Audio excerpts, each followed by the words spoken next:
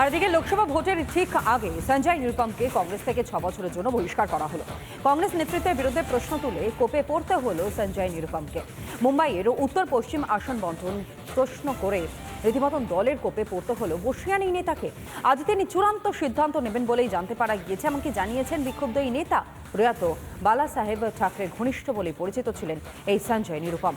পরবর্তী সময়ে কংগ্রেসে যোগ দেন তিনি প্রথমে রাজ্যসভা এবং 2009 সালে মুম্বাই উত্তর লোকসভা কেন্দ্রের সাংসদও নির্বাচিত হয়েছিলেন। 2014-এ ওই কেন্দ্রে বিজেপির গোপাল শেট্টির কাছে হেরে যান তিনি।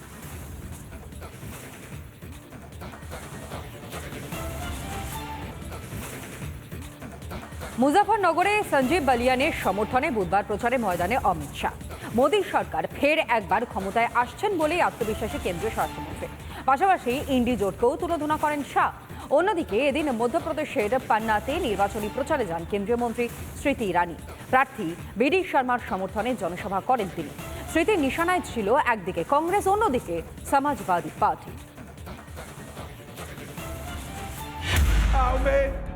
जो घमंडिया गठबंधन इकट्ठा हुआ है 12 लाख करोड़ के घपले घोटाले भ्रष्टाचार करने वाले लोग इकट्ठा हुए।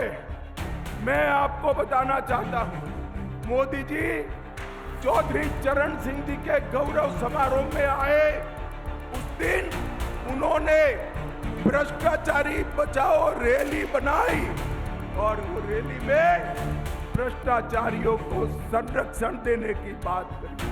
मैं आज इस मंच से समग्र उत्तर प्रदेश की जनता को कहना हूं, 2014 में मोदी जी ने कहा था जिन्होंने भ्रष्टाचार करा है वो जेल में जाएंगे, और 2024 में भी कह रहे हैं जिसने भ्रष्टाचार किया है वो जेल की सलाखों के पीछे चले जाएंगे। मुझे बताओ, जिन्होंने 12 लाख करोड़ रुपए का भ्रष्टाचार किया उनको जेल में डालना चाहिए या नहीं डालना चाहिए? भारतीय जनता पार्टी का पटका पहनना मतलब मौत का सामान घर लाना, ऐसा वातावरण हुआ करता था।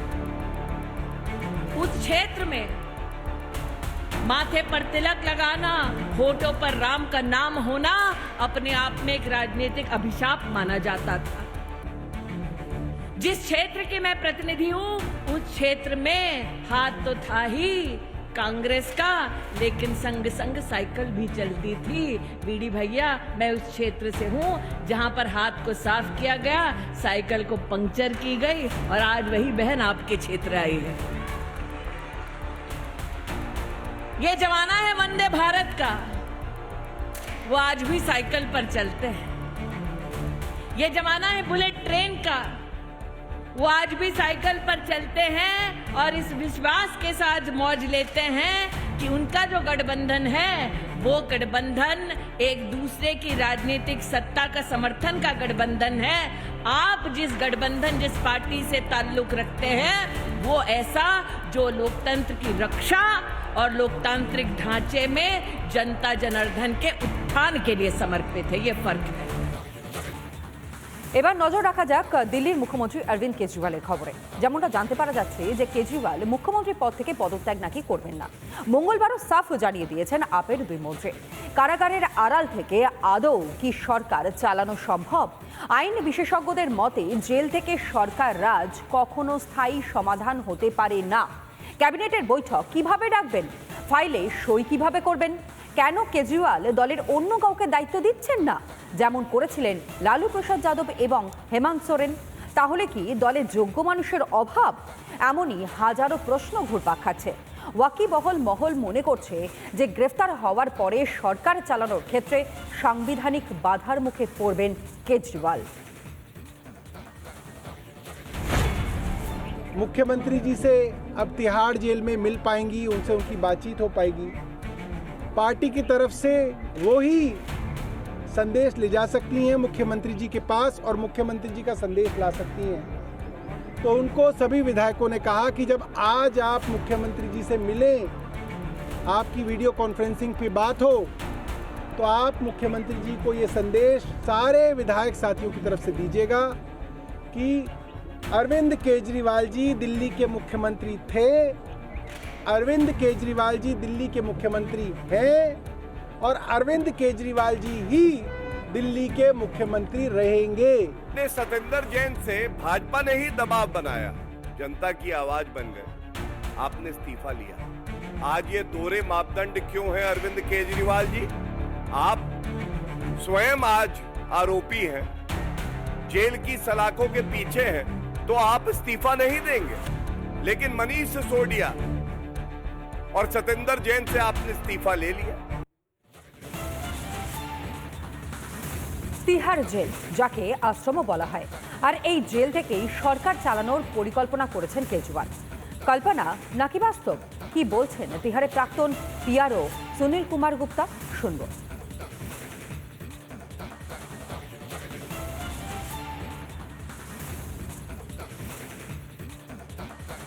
पहली बात तो ये है कि सरकार चलाना किसको कहते हैं। सरकार चलाना कोई फाइलें साइन करना नहीं होता खाली। हाँ, फाइलें साइन करना अगर होता है तो आप फाइलें साइन करो, वो तो आप कर, अगर उसको सरकार चलाना कहते हैं, पर वैसा नहीं है। सरकार चलाने के लिए आपको कैबिनेट मीटिंग में बुलानी पड़ेगी, मंत्रियों से बार बार आपको कंसल्ट करना पड़ेगा, जो आपके हेड ऑफ डिपार्टमेंट्स हैं उनसे आपको करना पड़ेगा, और काफ़ी सारा स्टाफ होता है उनसे आपको कंसल्ट करना पड़ेगा। उसके बाद आपको एलजी साहब से भी मीटिंग करनी पड़ सकती है, उनसे टेलीफोन पे बात करनी पड़ सकती है, क्योंकि यहाँ तो टेलीफोन वगैरह है नहीं, टेलीफोन सुविधा नहीं है ऐसी, आपको उनसे टेलीफोन पे बात करनी पड़ सकती है। उसके अलावा बहुत सारी जनता आती है जो आपको मिलने के लिए आती है, जो सीएम की ड्यूटी का बहुत इंपॉर्टेंट पार्ट होता है, जिसको ग्रीवांस डिस्पोजल कहते हैं, ग्रीवांस रिड्रेसल कहते हैं। तो वो चीज़ तो हो नहीं सकती अगर आप सीएम की ड्यूटी खाली आप ये सब चीज़ें देखें जो मैंने आपको बताई हैं, तो it is totally you can say impossible to run the jail from the jail. আপাতত তিহার জেলেই রয়েছেন অরবিন্দ কেজরিওয়াল। এবার বিপদকার প্রশ্ন চাউর হতেই ময়দানে জোড়া মন্ত্রী, একদিকে আতিশি মালেনা, অন্যদিকে সৌরভ ভারদ্বাজ। দুজনের মুখেই অপারেশন লোটাস প্রসঙ্গ, অভিযোগ অস্বীকার করে পাল্টা আম আদমি পার্টিকে আক্রমণ বিজেপি।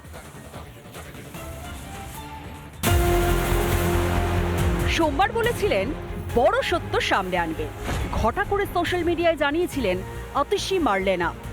দিল্লিবাসী ভেবেছিলেন হয়তো এবার কাটবে আবগারি দুর্নীতির জট, কারণ যেভাবে সোমবার সাংবাদিকদের প্রশ্নে বেকায়দায় পড়েছিলেন অতিশী, তাদের সবাই ভেবেছিল হয়তো পিঠ বাঁচাতে এবার মুখ খুলবেন তিনি।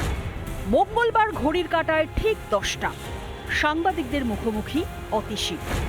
সাংবাদিকদের মুখোমুখি হয়েই সেই এক বুলি অপারেশন লোটাস। বিজেপি নাকি তাকে প্রস্তাব দিয়েছে দলে যোগ দেওয়ার, প্রমাণ সামনে আনার পাল্টা চ্যালেঞ্জ ছুড়ে দিয়েছে বিজেপিও।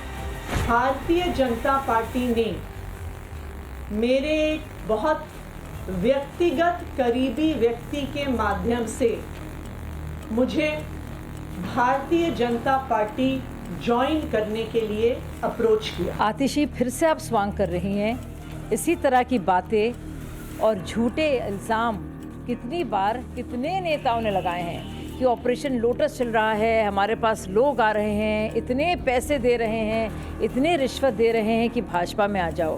कौन है वो लोग, कहाँ है आपके पास सबूत? आप गई हैं इसको लेकर एफआईआर करने के लिए, मीडिया के पास तो आप आ जाती हैं, लेकिन आप सोचिए आप सीधे इसका एफआईआर क्यों नहीं करती? অতিশী অভিযোগী একেবারে কপি পেস্ট করলেন আরেক মন্ত্রী। পাল্টা জবাব দিয়েছে বিজেপিও। মানুষকে যে আশ্বাস দিয়েছিলেন কেজরিওয়াল তার কি হলো, প্রশ্ন বিজেপির। तो अब 4 और लोगों का नंबर लगाया गया है, उसमें पहला नंबर मेरा है, दूसरा नंबर आतिशी जी का है, तीसरा नंबर राघव चड्ढा का है, चौथा नंबर दुर्गेश पाठक का है। ये तो खुल्लम खुल्ला गुंडागर्दी हो गई, ये तो दादागिरी हो गई। अरविंद केजरीवाल जी, आप जब भारतीय राजनीति में पहला कदम रख रहे थे तो आपने कहा था किसी पे आरोप लगे तो उसको इस्तीफा दे देना चाहिए। जनता थू थू कर रही है आपकी राजनीति पर। क्या हुआ तेरा वादा, वो कसम, वो इरादा अरविंद केजरीवाल? প্রশ্ন হলো অতীশী বা সৌরভ ভারদ্বাজ যদি কিছু নাই জানেন তাহলে কিভাবে জানলেন তাদের এবার ডাকবে এজেন্সি? বিজেপিকে বেকায়দায় ফেলতে গিয়ে কোথাও নিজেরাই বিপদে পড়লেন না তো? রিপাবলিক বাংলা। মাঝে 180 দিন আর ঠিক 181 দিন পর জামিন পেলেন আম আদমি পার্টির সাংসদ সঞ্জয় সিং। মঙ্গলবারই সাংসদের জামিন মঞ্জুর করে সুপ্রিম কোর্ট। বুধবার প্রয়োজনীয় সরকারি প্রক্রিয়া শেষে জামিনে মুক্তি দেওয়া হয় সঞ্জয় সিংকে। জেল থেকে বেরিয়েই এদিন আপ প্রধান অরবিন্দ কেজরিওয়ালের সঙ্গে দেখা করতে যান তিনি।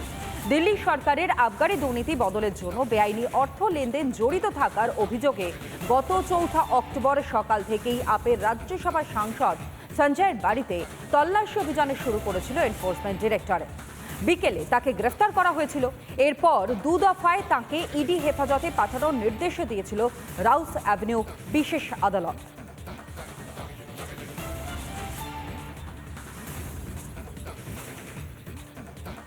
আর এবার একটু পার্শ্ববর্তী রাজ্যের দিকে নজর রাখা যাক। এই যেমন ওড়িশা, যেখানে বিজু জনতা দলের সঙ্গে আর জোট নয়, বরং লোকসভা এবং বিধানসভা ভোটে একাই লড়বে বিজেপি। দলের রাজ্য সভাপতি মনমোহন শ্যামল জানিয়েছেন যে 21টি লোকসভা কেন্দ্রে এবং 147টি বিধানসভা কেন্দ্রে একাই লড়বে পদ্ম শিবির।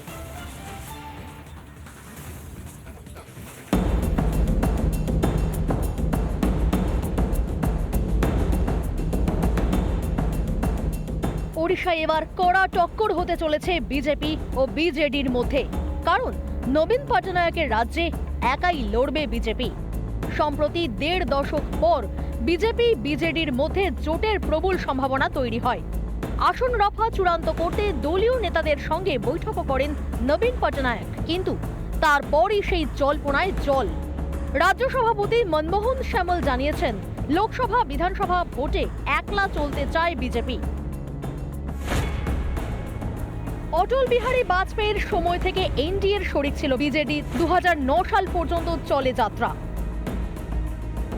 বিজেপি বিজেডি জোটে অতীতে লাভ হয়েছিল বিজেডির। ওড়িশা বিধানসভা 2 বার দখল, 3টি লোকসভা ভোটেও ভালো ফল করে। উল্লেখযোগ্যভাবে নবীন পটনায়কের দল কিন্তু বিজেপি বিরোধী INDI জোটেরও শরিক নয়। 2019-এর লোকসভার 21টি আসনের মধ্যে বিজেপি পায় 12টি, বিজেডি পায় 8টি আসন, কংগ্রেস পায় 1টি। অন্যদিকে বিধানসভার 147 আসনের মধ্যে বিজেডি পায় 112টি, বিজেপি 23 আর কংগ্রেস পায় 9টি আসন। 4 দফায় ভোট ওড়িশায়, 13 মে, 20 মে, 25 মে এবং 1 জুন। 24-এর ভোট যুদ্ধে বিজেপি বিজেডি কতগুলি আসন পায়, এখন সেটাই দেখার। রিপাবলিক বাংলা।